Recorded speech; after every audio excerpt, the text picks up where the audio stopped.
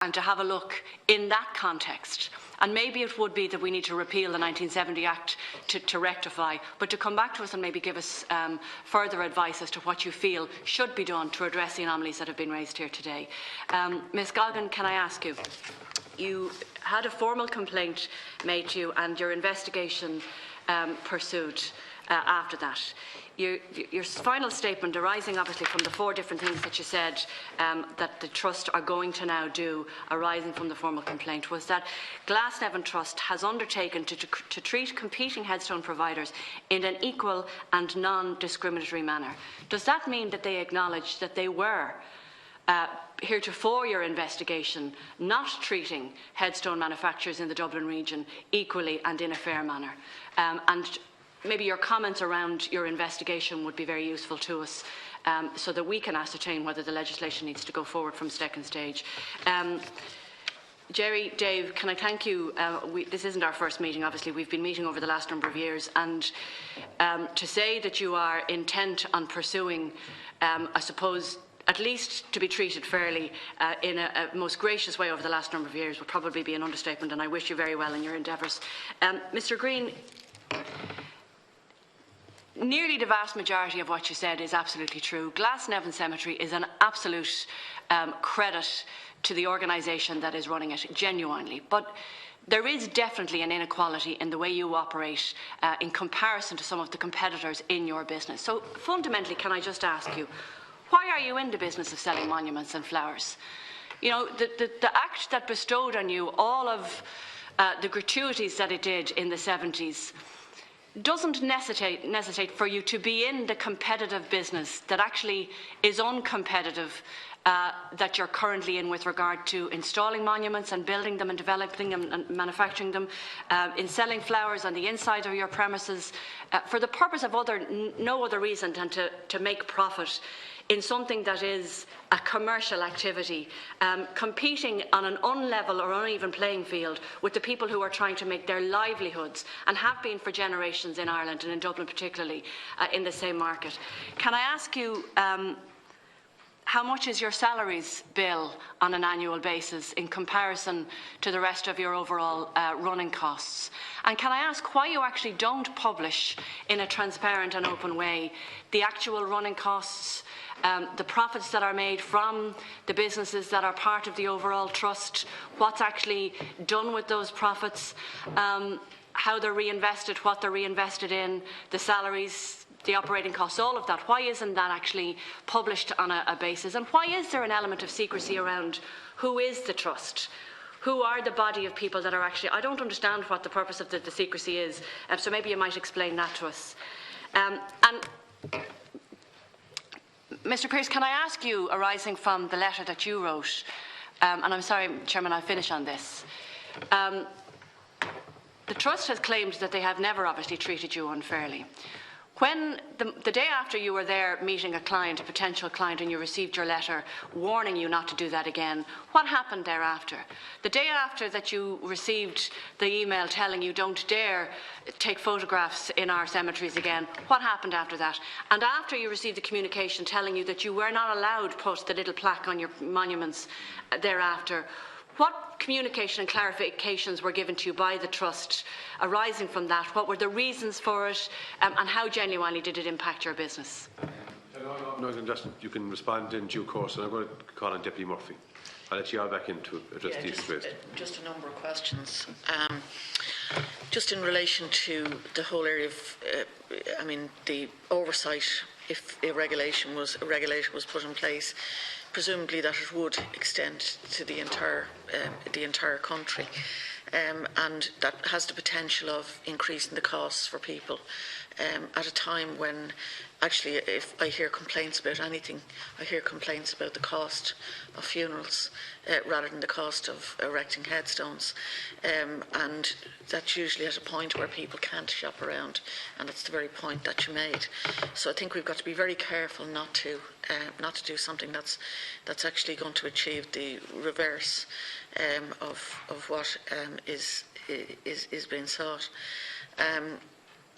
I imagine that there would be issues, for example, of the oversight couldn't extend maybe into church owned property as well. I mean, imagine it's not something you could regulate.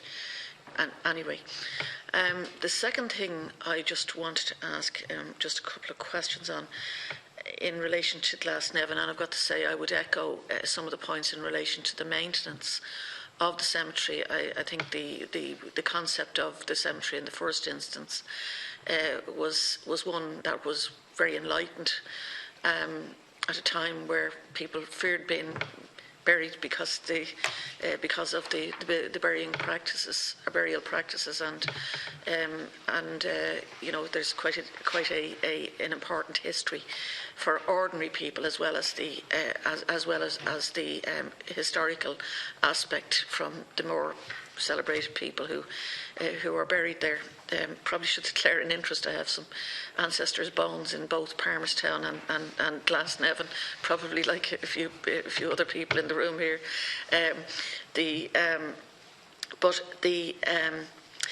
If it's a charitable trust, and I'd maybe like to hear from, you've obviously done research into other comparable cemeteries where there would be you know, there would be historic counterparts to Glasnevin. Is there public funding to go that goes towards the maintenance of those others? Because we tend to do things in a way that avoids public funding being put into things, and what I'm trying to get to is the business in Glasnevin a contributor to the maintenance and upkeep of the cemetery, instead of public funding being the route to its maintenance? Because I think we'd all agree it's maintained, particularly Glasnevin, is maintained to a very high standard, and indeed the like of, I would echo the new buildings and that have been a great addition. Maybe Glasnevin may come back to us on what contribution this particular business plays in the income that is required to maintain the cemetery, and are there other avenues that are available to do that? Because it's obviously done, if it's a charitable trust, it's not for individual shareholders, for example, making a profit. So that's the question mark I have on this. The last thing we want to be doing is adding to the costs for individuals. But if it's going to be a cost that's borne by the taxpayer instead, we need to know what that dynamic is. And I imagine the competition aspect is the more fruitful aspect. If there remain, and clearly there have been, you know, obviously very serious concerns raised here, the competition aspect appears to me to be the more viable aspect, rather than a regulatory authority, which may well add to costs, but may well have to be made up on the other side by a contribution from public funds, and indeed at a time where some of our national cultural institutions, for example, who are going to be, you know, playing a role in the decade of centenaries, are really struggling at the moment. It's very difficult to see where that funding would come from. So they would be my observations. Deputy Dowds. I welcome all our visitors today. And could I start, as probably the only live Glasnevin person in the room, by acknowledging the great job that Glasnevin Trust has done in the cemetery. I mean, it stands out in all kinds of ways, and I want to acknowledge that. I have a number of questions. First of all, to Ms Goggin and the Competition Consumer Protection Commission. You had four requests of the Glasnevin Trust. One, to make their prices clear. Two, to ensure the Trust informs undertakers of the real costs. I first got interested in this because I met a very distressed woman who thought it was going to take €3,000 to bury her husband, and it ended up taking over 9,000. And this was sprung on her because her husband died very suddenly. Are you satisfied that the headstone providers are being treated equally? Are you satisfied that the alternative headstone providers are allowed to advertise in trust publications and so on? Could I also ask, because I know we'll probably be winding up and suspending for shortly. We're actually going to do a minute's silence here. All right, okay, fine. Yeah. Could I also ask what the Glasnevin Trust's answer is to the points raised by Mr. Pearce? He made some very serious allegations, and I'm not satisfied that Mr. Green has answered them. So could I please have answers to those questions? And in relation to the Department of the Environment, do they see an issue that needs to be addressed here? And I mean, I agree with Deputy Doherty that just because it's a Dublin issue is not an argument not to address it. Because after all, the expense of funerals is greater in this city than anywhere else in the state by a country mile. Is it happy with the operation of the Trust, and is there a need for the Trust to be more open in terms of publishing its finances? And I mean, is there an inequality because of, if it is the case that they don't have to pay tax and rates? Thank you, Chair. Thank you indeed. No, there were some particular questions that need to be answered. I'm going to begin with the Competition and Consumer Protection Commission and then go in that order. We just have to be mindful of the contributions. We're going to stand for the minute silence in about 2 or 3 minutes, so I'll interrupt you then to do that, but Ms. Cogan, you might take over. Okay, thank you very much, Mr. Chairman.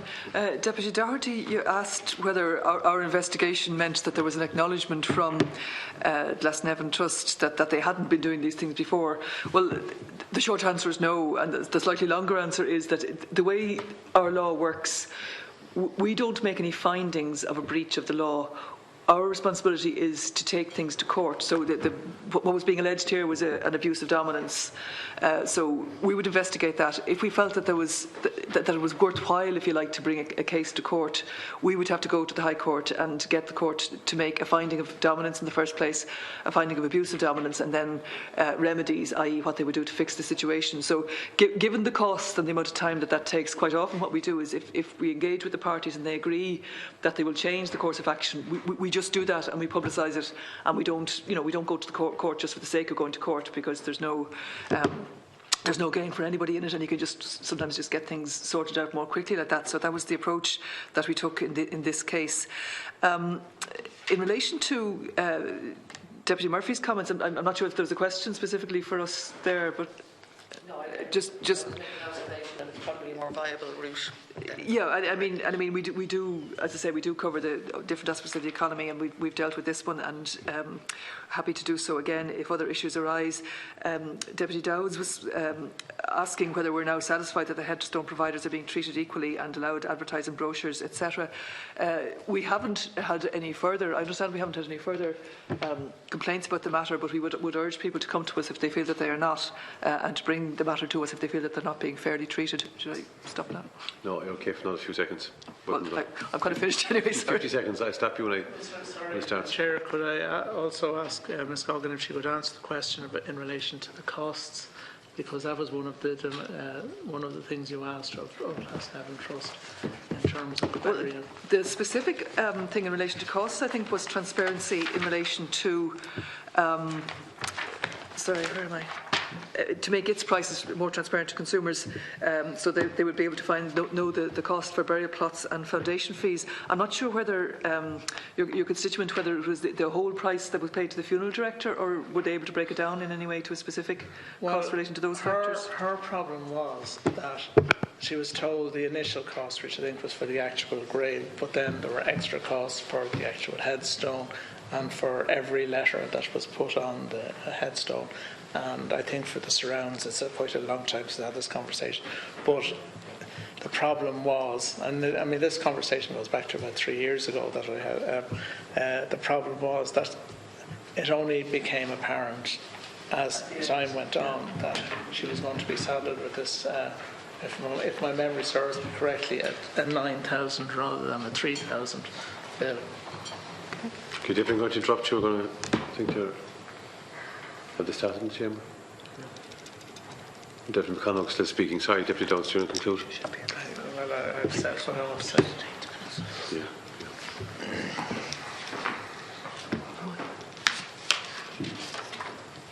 They haven't started. When they start in the chamber, we'll start here. So whoever was speaking, will they continue? Was it you, Scoggin? Yeah. Sure.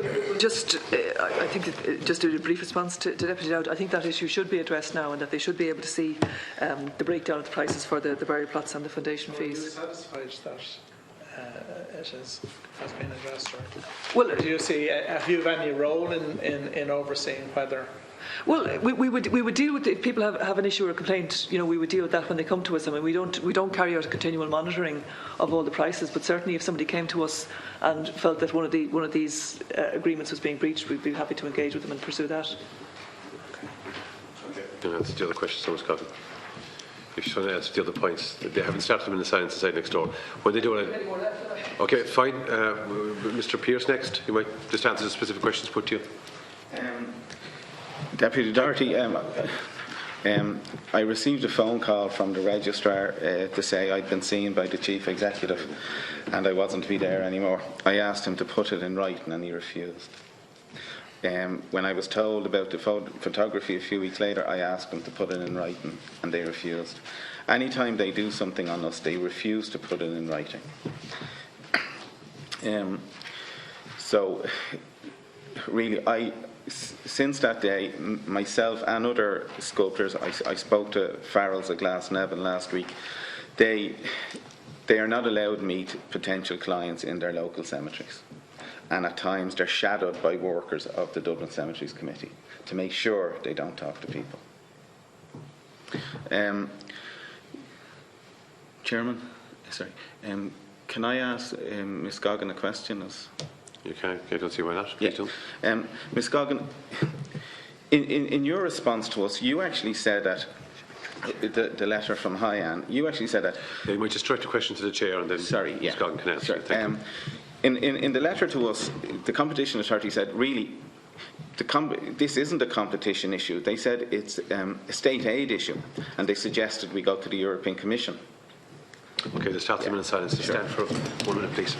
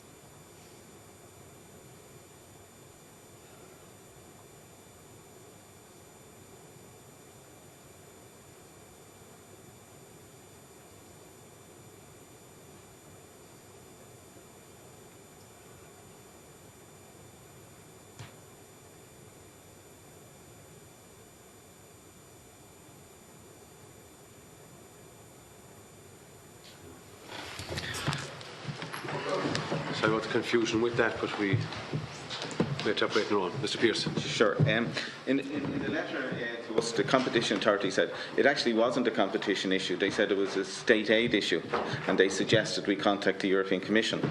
Now, so really, they also said to us that we brought the cremation issue too late to them, and they didn't have the resources to look into it. But they said three things which really, Ms. Goggin and Hyan, they're totally toothless and useless, if you excuse me. You said that they would give us, they would allow us advertise in their promotional brochure. We got the price list during the week. €1,500 for a quarter page. Yeah. Direct your comments to me, and toothless and useless are unparliamentary apparently, so you might just direct your comments to me. Thank you. Sorry. Thank you. Some of our colleagues here got an advertising promotion brochure, and they were quoted €1,500 for a quarter page. Nobody took it up. No monumental sculptors took it up. None, except maybe Glasnevin Monument Works, who are their own firm. The Competition Authority said that they would get Glasnevin to tell customers that the cemetery fee of, say, €1,000 in Glasnevin wasn't included in the price of the grave. Now, unless they include the price of the foundation in the grave, it is of no use to us, because we still have to tell people it's €1,000, and they say, I see them, they're looking and they're going, oh God, I'll go down to Glasnevin and see what deal they can do me. So it's another useless thing the Competition Authority did for us. Now, unless the Competition Authority, the only way they can do something for us is if they insist that Glasnevin Monument Works in all the DCC cemeteries have 40 to 50 monuments inside the gates of the cemetery.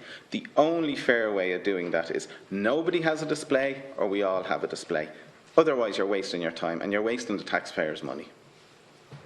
Okay, I'm just going to give Mr. Green the opportunity. I asked a question as well about the comparable cemeteries in, that would have historic aspect.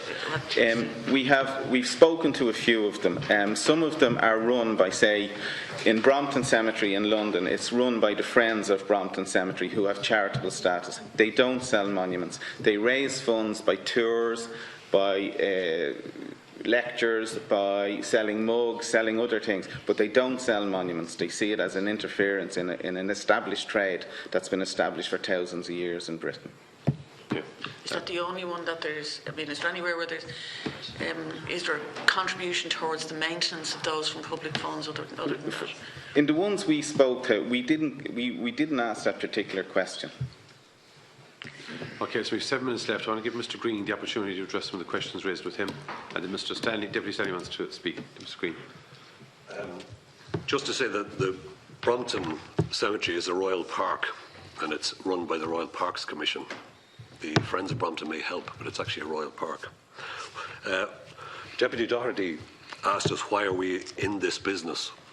And I just want to join that with a comment that Deputy Murphy made about the enlightened attitude of Daniel O'Connell. I would suggest to you that Daniel O'Connell's view was part of the same of all the cemetery people at the time. In London, the Magnificent Seven Victorian cemeteries were opened. All bar one of them has failed as a joint stock company. We decided to be a charity at that time. But we did not take a very prudent decision. Because basically what cemeteries are about is you sell the graves, and when you run out of space, the shareholders disappear. Glasnevin Trust, Dublin Cemeteries Committee, is still around 180 years, and we intend to be around for the next 180 years. So yes, we went into the business, ancillary business. We passed the Act in 1970 was to ensure the sustainability of Dublin cemeteries.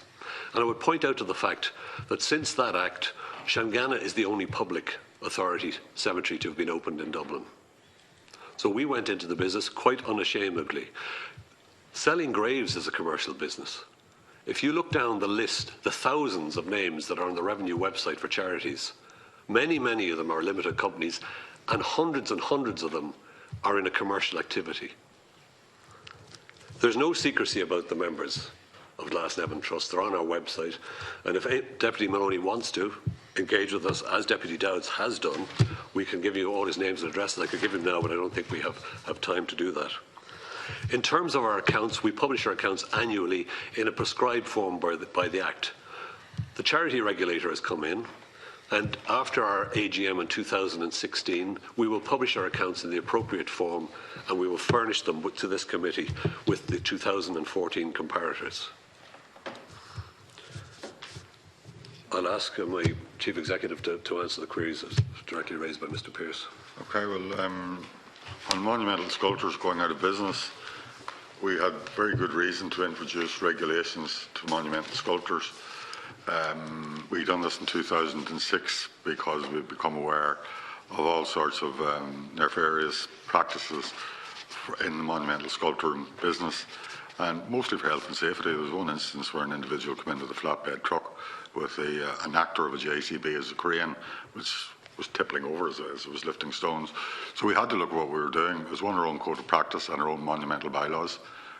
Each and every cemetery has a set of monumental bylaws which dictates who can erect a monument, on which grave it can be erected, what can be said in an additional inscription. For the management of and orderly management of a cemetery, in other words, are you entitled to put a headstone up on a grave? Has to be checked, has to go through the records, has to go through all of the systems of control, safety statement, vehicle registration, safe pass, health and safety, and most importantly and very importantly, insurance to the members of the public and to ourselves. So we introduced a registration process where any monumental sculptor could register, and every monumental sculptor could register with us under health and safety and code of practice and abiding by our bylaws and, as I say, insurance. When we brought that in 2006, 13th of June, there were 16, including Glasnevin Cemetery Monument Works, sculptors registered. We now have 22 or 23 registered. They're just the registered sculptors that are on our books at Glasnevin, Palmerstown, Newlands Cross and Dardistown. There are another 30 ad hoc sculptors, not just monumental sculptors, but sculptors who carry out work occasionally in our cemeteries, usually of a very high-end quality work, who comply with the exact same conditions. So to say that we have put our Glasnevin Trust, our Glasnevin Cemetery, our Dublin Cemeteries Committee have put monumental sculptors out of business is not correct at all. Added to that, many of the funeral directors who operate in Dublin City now operate selling monuments, and that would be Fannigan's, Kerwin's, Nichols, and literally every single funeral director in the Greater Dublin area sells monuments, generally for members of the Monumental Stonemasons Alliance. Added to that, cremation has increased by 50%, so there's up to 50% less people buying monuments. So that monument business is contracting. Mr. Pearce alluded to in his statement the bylaws of Dardistown Cemetery, where when we opened Dardistown Cemetery in 1990, we introduced a bylaw that where only native or indigenous stone could be used. Mr. Pearce and his colleagues rigorously objected to that. We had no axe to grind in this. We had nothing to make in it. We don't run quarries. We don't supply stone to the stone industry. But it was to encourage more art, more use of native indigenous stone, because we had foresaw the Indian and Chinese mass-produced stone, some people will call it bloodstone, some people will call it slavery stone, was coming into this country, replacing the native indigenous stone from Kerry, Cork, Galway, Limerick, Donegal, all the small, usually farmer quarries around the country. And we were quite right, that has disappeared. We stepped back from that bylaw because of the furore that initiated from it, from sectoral interests in the stone business.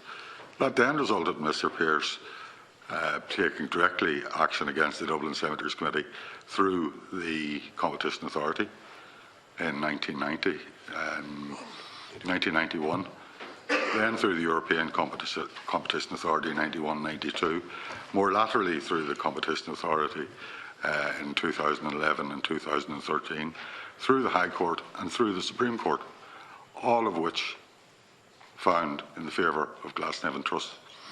This bill is particularly pointed at Glasnevin Trust, directly at Glasnevin Trust and no one else, bar a few of the other smaller cemeteries around the country. Mr. Pearce took an action against Dublin Cemeteries Committee in the Supreme Court, who ruled in our favour.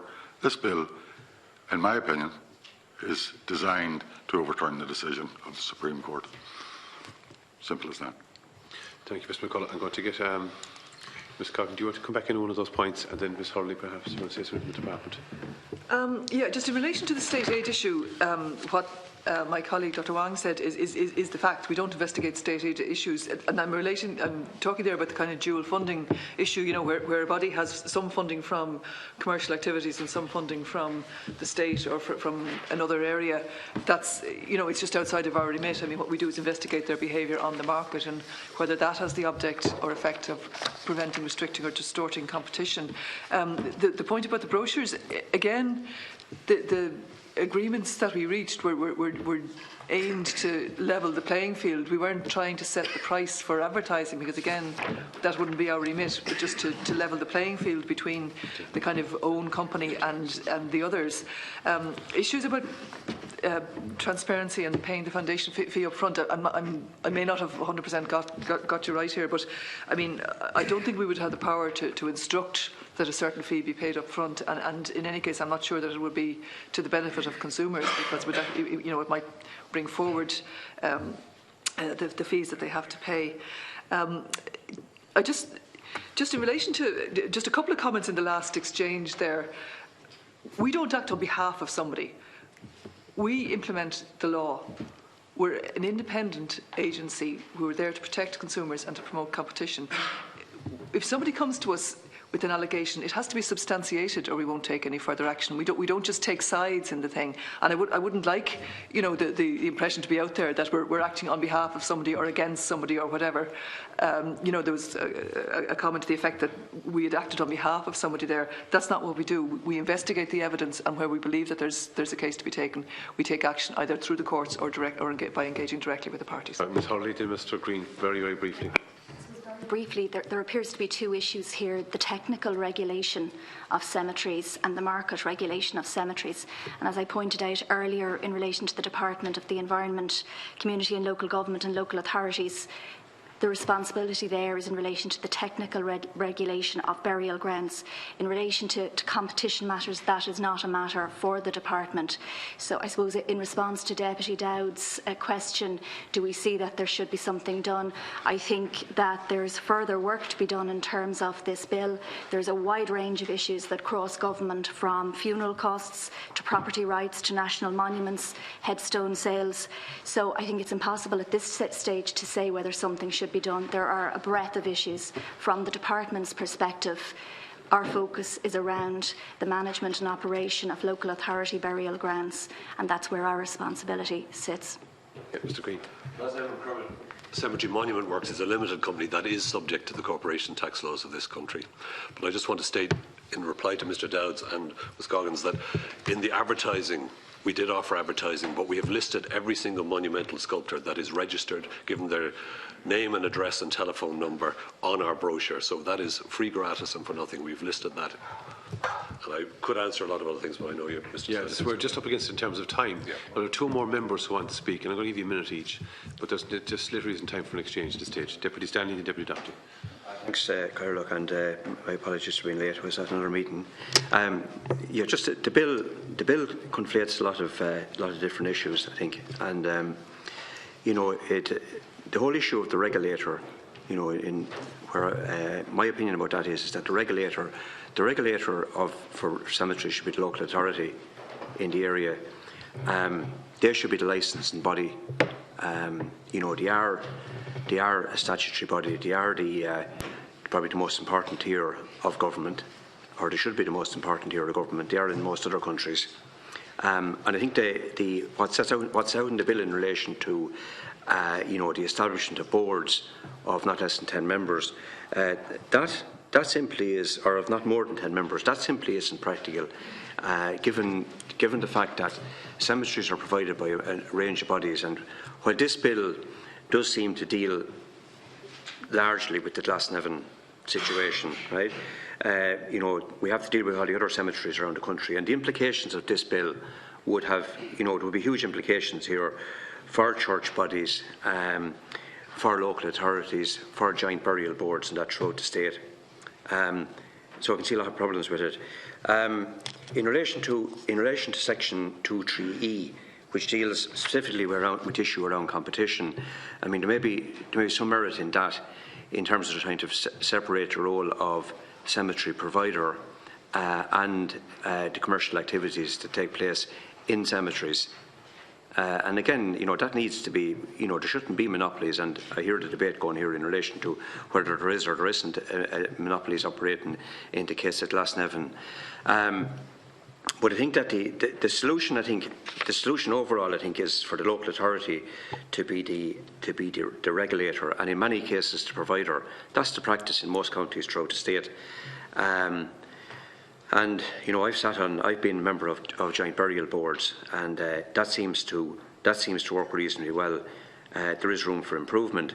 And then the church bodies are other bodies that own cemeteries, and you have commercial interests now buying and operating cemeteries. They could be licensed by the local authorities. In relation to the sculptures and the monumental works and all of that, that has to be open to the same. I'll wrap up instead of completing now. That has to be open to the same laws of commercial activity as everything else, and has to be handled very carefully because of the situations that have arisen in different parts of the country.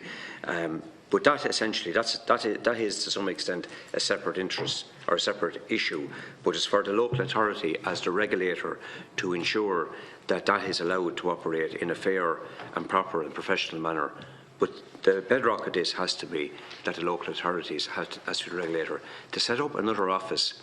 The government at the moment is supposed to get rid of quangos, to set up another office and to take, to set up another quango would be ludicrous to just manage this. The local authorities are the body, the local authorities are on the ground, their members are elected from the communities and the families who will be using these services. They are the responsible body, and that's where this needs to be vested. Deputy Doherty. Thanks, Chairman.